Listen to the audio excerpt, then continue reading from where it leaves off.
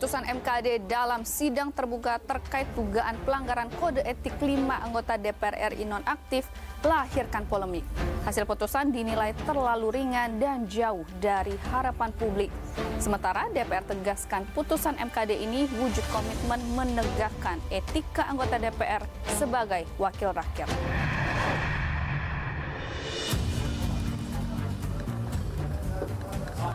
Mahkamah Kehormatan Dewan DPR menggelar sidang putusan pelanggaran kode etik terhadap 5 anggota DPR RI, Ahmad Sahroni, Nafa Urbach, Eko Patrio, Adis Kadir, dan Uya Kuya. Kelimanya dilaporkan lantaran ucapan dan aksi mereka memicu reaksi masyarakat dan berbuntut gelombang demo besar Agustus lalu. MKD memutuskan Surya Utama alias Uya Kuya dari fraksi PAN dan Adis Kadir fraksi Golkar tidak melanggar kode etik dan aktif kembali menjadi anggota DPR melanjutkan masa jabatan periode 2024-2029. Menyatakan teradu 1, Dr. Insinyur Haji Adis Kadir SH MKUM tidak terbukti melanggar kode etik. Menyatakan teradu 3, Surya Utama tidak terbukti melanggar kode etik.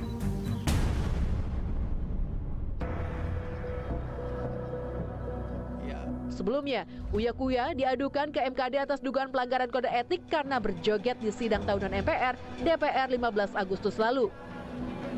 Sementara Adis Kadir terseret pernyataan tunjangan anggota DPR yang keliru dan memantik amarah publik.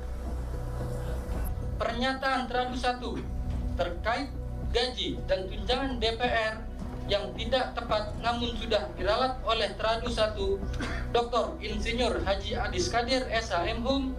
Mahkamah berpendapat teradu 1 Dr. Insinyur Haji Adis Kadir SH MKUM tidak memiliki niat untuk melecehkan siapapun atau menghina siapapun.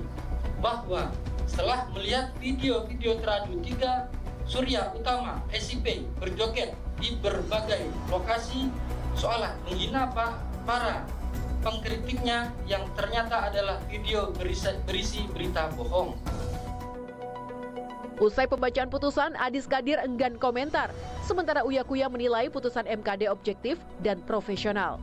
Kita menghargai dan MKD menurut saya sangat profesional sekali, sangat objektif, dan apa yang diputuskan itu memang sesuai dengan bukti-bukti dan juga saksi ahli yang sudah memberikan keterangan.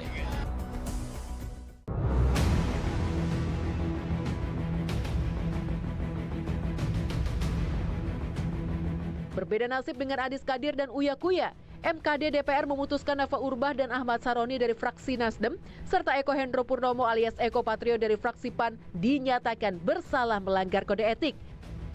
Ketiganya dijatuhi sanksi, dinonaktifkan sebagai anggota DPR RI selama 3 hingga 6 bulan dan tidak digaji. Menyatakan teradu 2, Nafa Indria Urbach terbukti melanggar kode etik. Menyatakan teradu Nafa Urbach nonaktif selama 3 bulan berlaku sejak tanggal putusan ini dibacakan. Menyatakan teradu 4 Eko Hendro Purnomo SOS terbukti melanggar kode etik DPR RI. 10 menghukum teradu 4 Eko Hendro Purnomo SOS nonaktif selama 4 bulan berlaku sejak tanggal putusan ini dibacakan.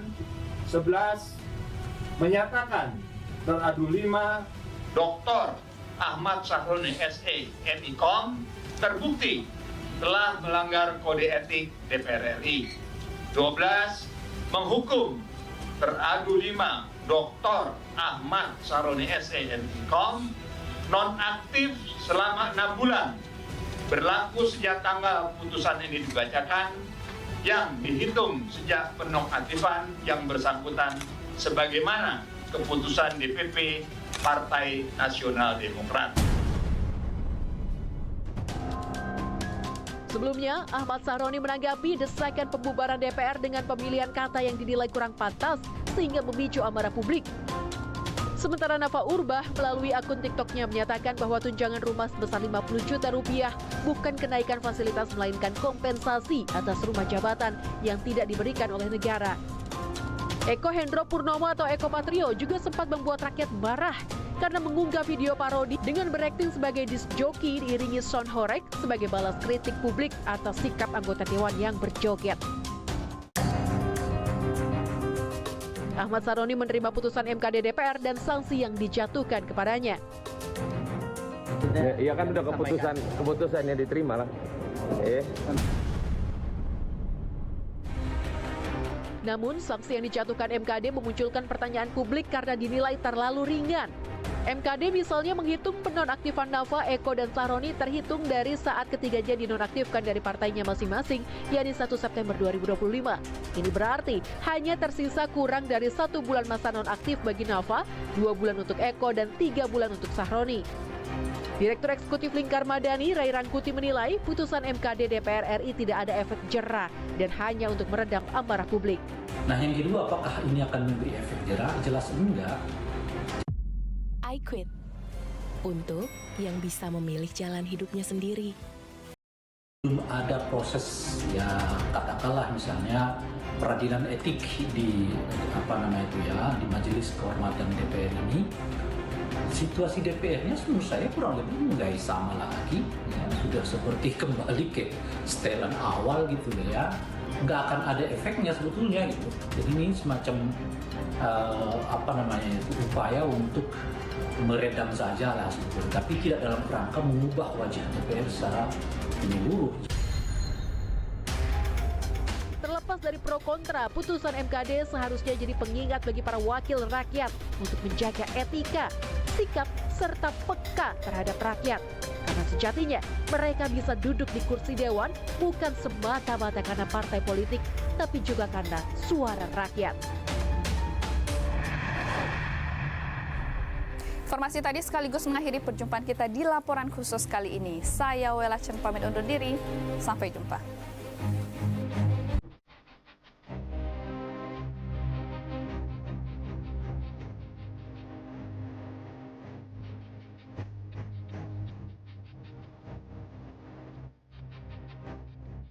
Pembentukan Komisi Percepatan Reformasi Kepolisian menuai sorotan.